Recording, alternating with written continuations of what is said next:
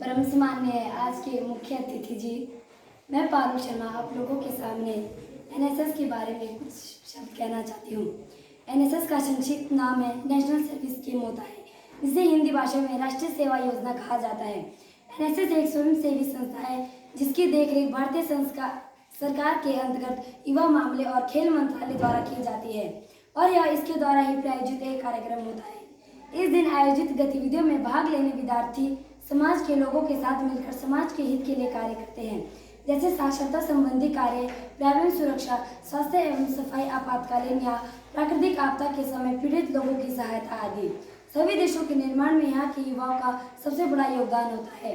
राष्ट्रीय सेवा योजना का प्रतीक चिन्ह उड़ीसा के कोलनांग स्थित सूर्य मंदिर के रथ चक्र से लिया गया है। सूर्य मंदिर के ये विशाल चक्र सृजन, संरक्षण और निर्मुक्ति के आवर्तन को अभिव्यक्त करते हैं तथा काल और स्थान से पूरे जीवन में गति का महत्व कर बताते हैं। एनएसएस के छात्र छात्रा को एनएसएस स्वयंसेवक कहा जाता है। राष्ट्रीय सेवा योजना भारत सरकार की युवा और खेल मंत्रालय की एक केंद्रीय क्षेत्र की योजना है, जिसे औपचारिक रूप से 24 सितंबर 1969 को शुरू किया गया। एनएसएस का एकमात्र उद्देश्य युवा छात्रों को सामुदायिक सेवा के माध्यम से अपने व्यक्ति को विकसित करने के लिए अनुभव करता है। अंत में मैं कुछ पंक्तियां कहकर अपनी वाणी को विराम देना चाहूंगी। जिस प्रकार पतझड़ के बिना पेड़ पर नए पत्ते नहीं आते, जिस प्रकार पतझड़ के बिना पेड़ पर नए पत्ते नहीं आते, ठीक उसी तरह संघर्ष और कठिनाइयों के बिना अच्छे दिन भी नहीं आते। ठीक उसी तरह संघर्ष और कठिनाइयों के बिना अच्छे दिन भी नहीं आते। धन्यवाद।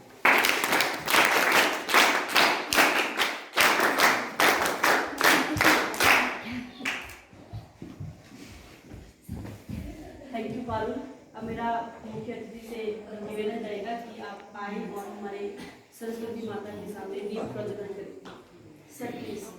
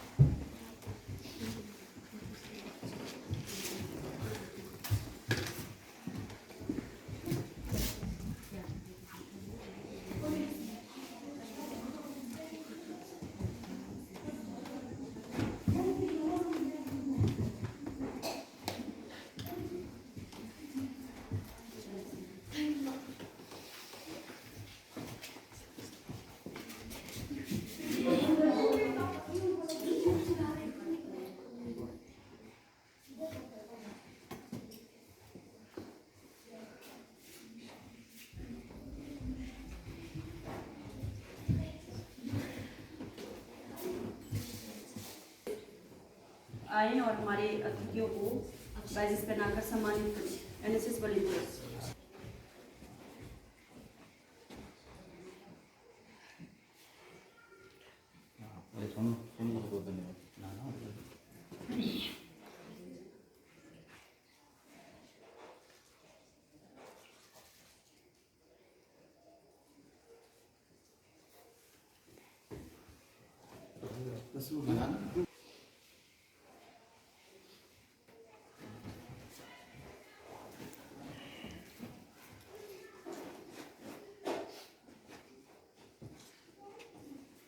थैंक श्री रणदीप मिश्रा जी से कि वो आए और हमारे बच्चों को अपना शुभ आशीष दें।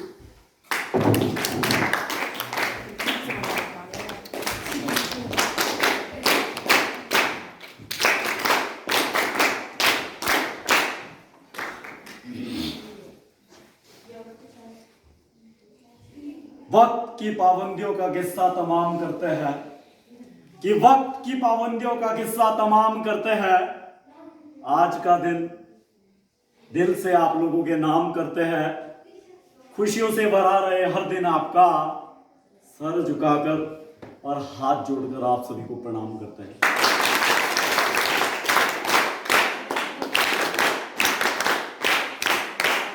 मंचासीन इस स्थानीय विद्यालय के एनएसएस प्रोग्राम ऑफिसर, साथ में भाई सोनू भारद्वाज जी, एकल अभियान संगठन मंत्री रेणुका अंचल के बड़े भाई संजू राणा जी,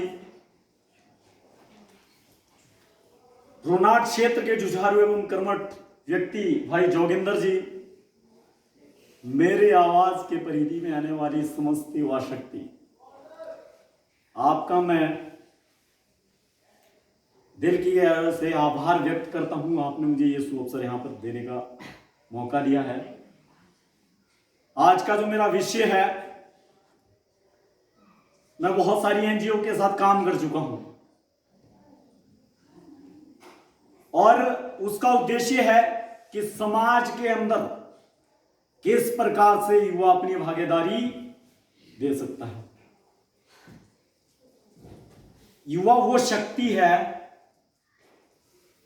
जो असंभव चीज को भी संभव कर सकती है, कि वो दरिया ही नहीं दोस्तों जिसमें नहीं है रवानी, कि वो दरिया ही नहीं दोस्तों जिसमें नहीं है रवानी, अरे जोश ही नहीं लल्ला तो किस काम की तेरी जवानी। आप सभी हम सब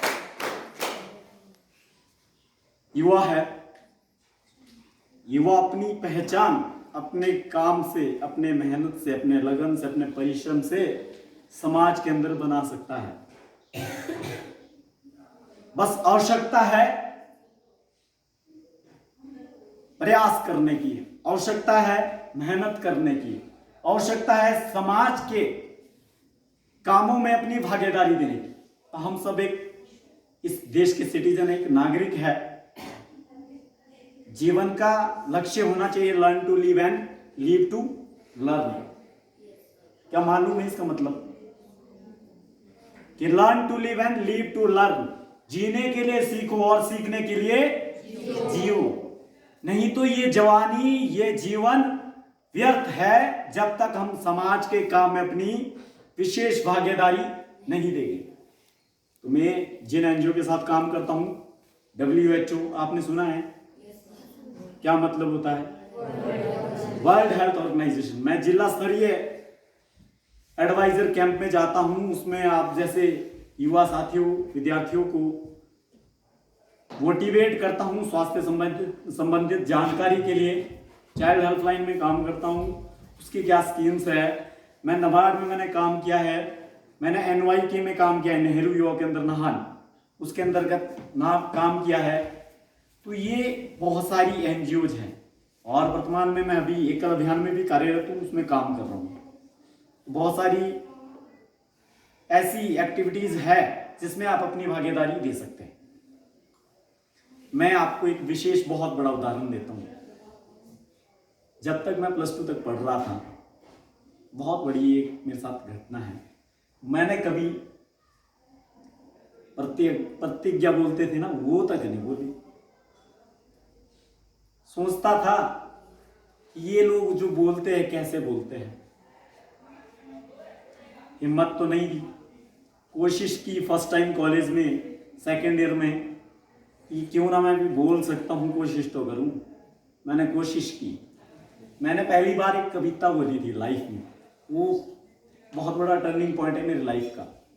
और 8th क्लास, शायद अब तो 4th 5th क्लास में वो कविता है, आज़ादी का परवाना। सुनिए, भगत सिंह के ऊपर है, दे दी मातृभूमि की खातिर कुर्बानी, वीर जवानों ने भगत सिंह नाम था। सुना है? ये कविता मैंने बोली थी और मैंने 2nd पोजीशन कॉलेज में हासिल किया था। उसके बाद मुझे ऐसे ऐसे अवसर मिले हैं, उसके बाद कभी ना तो मैं मंच पर डरा। उस टाइम तो मैंने बोल दिया, पर मुझे पता था कि कंपन कितना होगा। आप लोग भी ऐसे युवा साथी हैं जो डरते हैं, तो मैं यही बोलता हूँ, डरना नहीं, डर के आगे जीत भी है अगर हम कोशिश करें। तो मैंने उसके बाद बहुत बड़ा एग्जाम्पल आपको देता हूँ। बहुत सारे कार्यक्रम किए, मैं बहुत सारे कार्यक्रम ऑर्गेनाइज करता हूँ। मैं एज ए एंकर क्षेत्र के अंदर भी काम मैंने किया। इंटरनेशनल गीता महोत्सव एक कुरुक्षेत्र यूनिवर्सिटी में हुआ था, फर्स्ट टाइम मेरा एकल अभियान में वहाँ एक वर्ग हुआ था। जो हमारा इंटरनेशनल फेयर रेणुका जी का होता है, उसके लिए भी मैं अब एज ए एंकर वर्क करने वाला हूँ। तो ये चीज आप जैसे लोगों से ही बहुत सारे मोटिवेट करते हैं लोग, उनके मोटिवेशन से ही मिली है। और साथ में मैं एक और, जब तो आपकी झिझक खुल जाए तो आप बहुत सारे काम कर सकते हैं। मैं एज ए सिंगर भी आजकल वर्किंग कर रहा हूँ। मेरी 2-3 एल्बम आ चुकी है, आने वाली एक नई एल्बम भी है, वो बहुत जल्दी आप लोगों के बीच आ जाएगी। आप लोगों को मोटिवेशन से ये सब होता है। तो ये सारी चीज क्या होती है, जब हम समाज में काम करते हैं तभी ही हम कहीं ना कहीं एक देश के नागरिक होने के नाते सरकार की नीतियों के साथ, सरकार की गतिविधियों के साथ जब निरंतर चलेंगे तो जो गांव के हमारे युवा साथी है, बच्चे हैं, बुजुर्ग हैं, महिलाएं हैं, उनको कैसे सरकार अवसर देती है।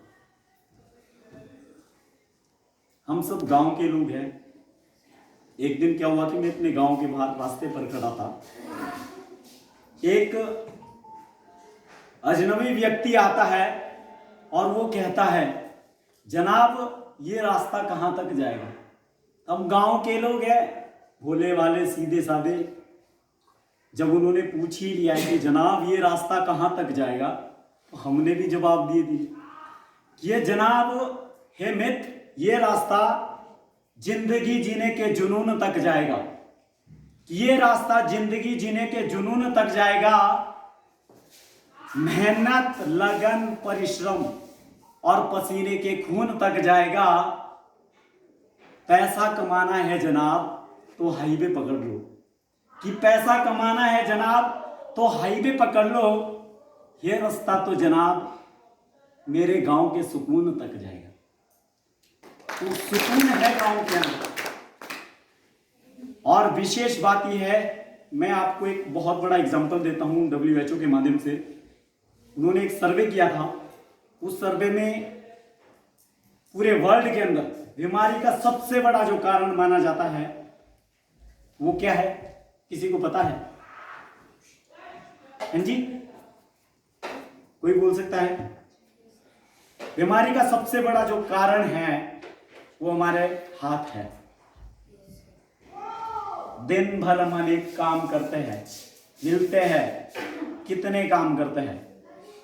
इसके लिए उन्होंने एक तरीका बताया था। यदि आपने बीमारियों का ये सबसे बड़ा कारण खत्म करना है तो आपको 5 प्रकार से हैंड वॉश करना पड़ेगा। आजकल हम तो सब बड़े फास्ट विंदा रेस। हम क्या करते हैं, कईयों तो हाथ ही नहीं धोते, कईयों धो लेते, तो चलते चलते धो ही लेते हैं। तो ये सबसे बड़ा कारण है कि हम लोग बीमार रहते हैं। इसके लिए हमें क्या करना चाहिए, प्रॉपर तरीके से हैंड वॉश करना पड़ेगा। और प्रॉपर तरीके से हैंड वॉश कितने प्रकार से बोला मैंने? 5 प्रकार। वो 5 प्रकार मैं आपको बताऊंगा। और मैं कोशिश करता हूं, आप सब भी कोशिश कीजिए कि अपने परिवार में, जब आप खुद से शुरुआत करेंगे तभी हम अपने परिवार में भी वो बात रख सकते हैं। और जब परिवार ये काम करता है तो अपने आसपास के क्षेत्र के जो गांव के लोग हैं उनको भी हम मोटिवेट कर सकते हैं। तो हैंड वॉश का जो हमारा नॉर्मल तरीका तो यही है। सारे लोग नॉर्मल तरीके से हाथ धोते हैं, नॉर्मल तरीके से।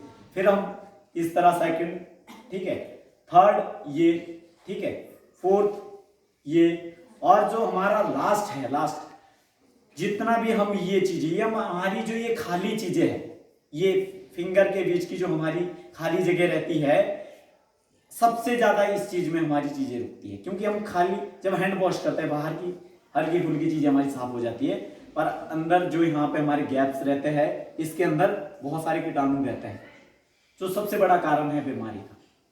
तो हमें क्या करना है, 5 प्रकार से मैंने आपको बताया। नॉर्मल तरीके से हम हाथ धोते हैं, ठीक है। सेकंड, हम ये उंगलियों के बीच, ठीक है।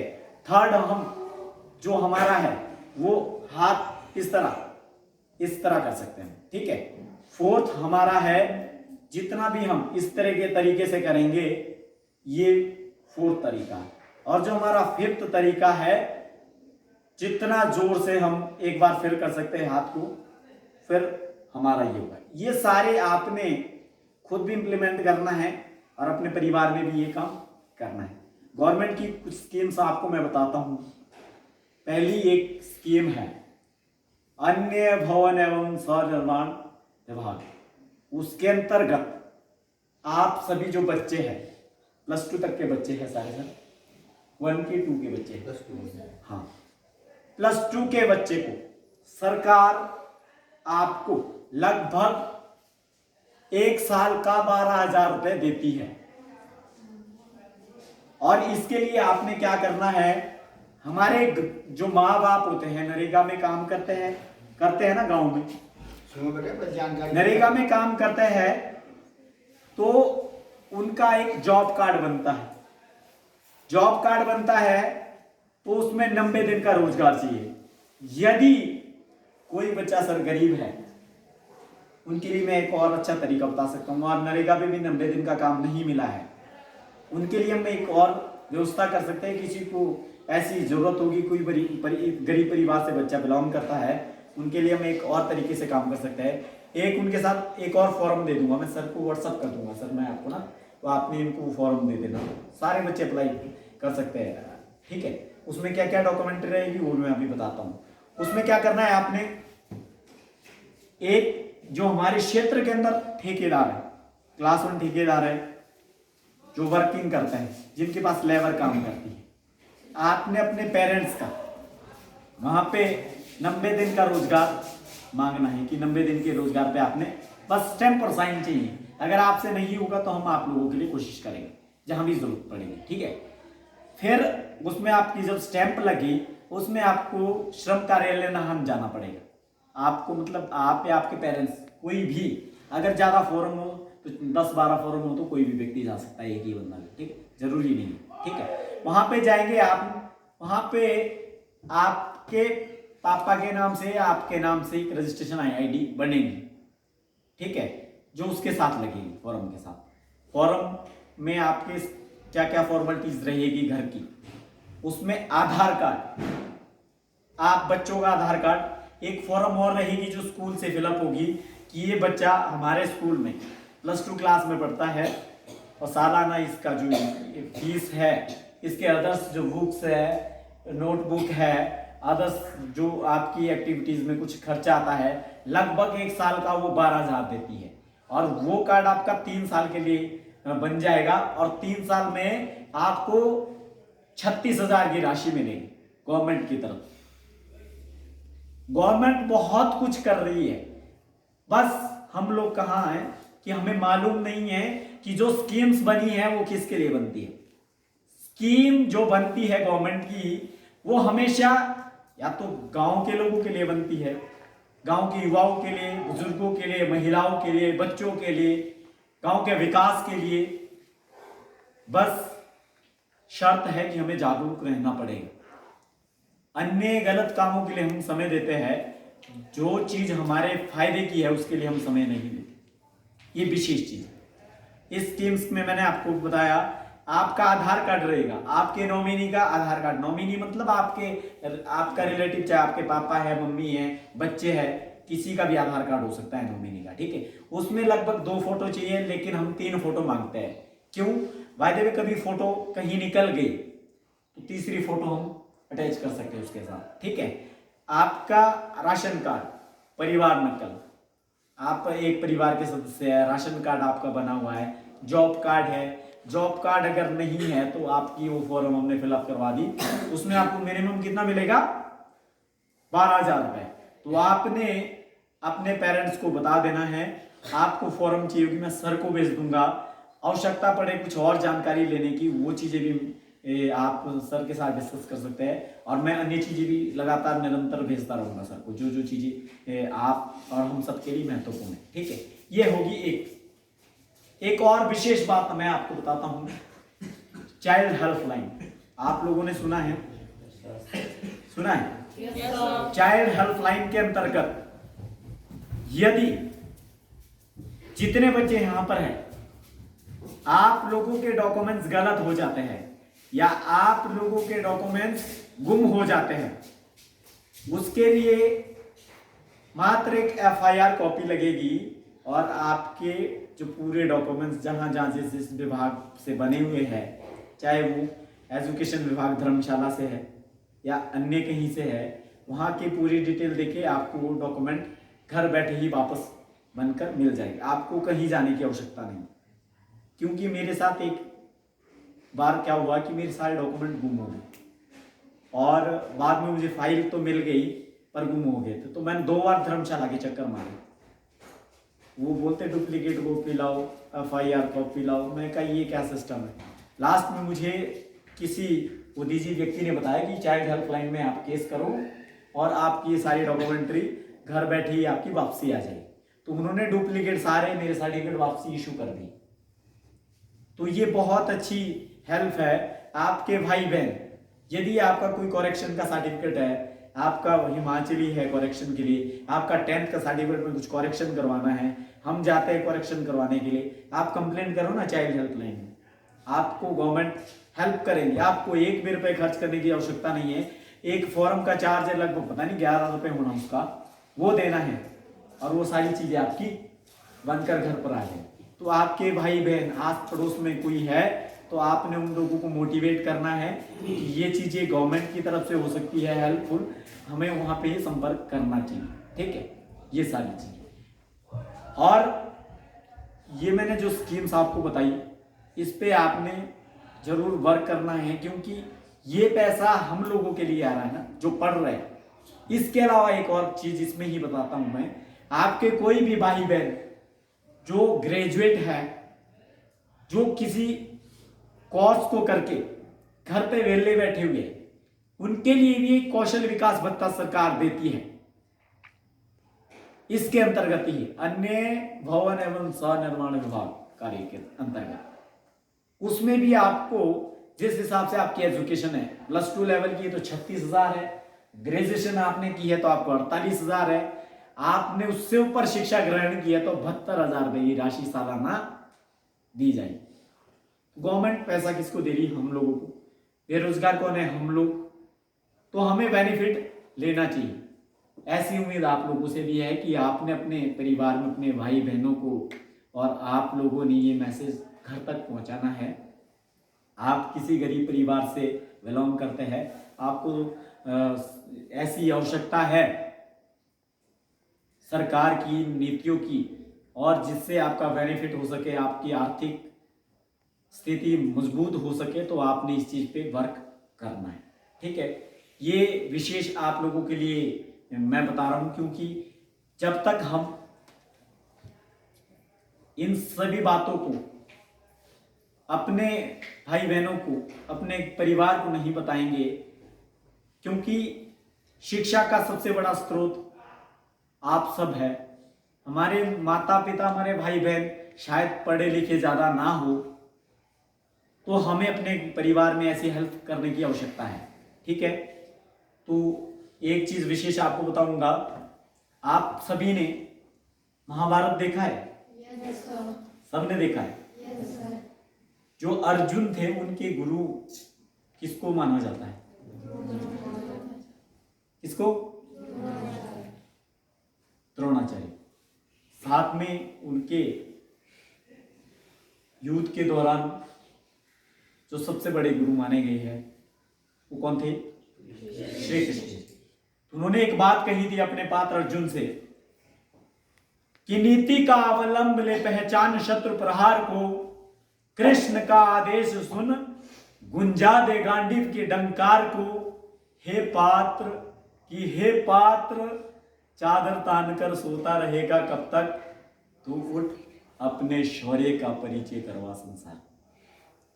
आप सब में भी शौर्य है, आप सब में भी लगन है, आप सब भी मेहनत कर सकते हैं, आप सभी भी हर एक सफलता प्राप्त कर सकते हैं। आवश्यकता है केवल सेवा, संयम और संस्कारों की आवश्यकता है। केवल सेवा, संयम और संस्कारों की, तभी इस देश में उन्नति हो सकती है, तभी इस देश में प्रगति हो सकती है। और जब युवा समाज में किसी भी क्षेत्र में नेतृत्व की भावना उत्पन्न करता है तो समाज में आप हर एक काम, हर एक उपलब्धि प्राप्त कर सकते हैं।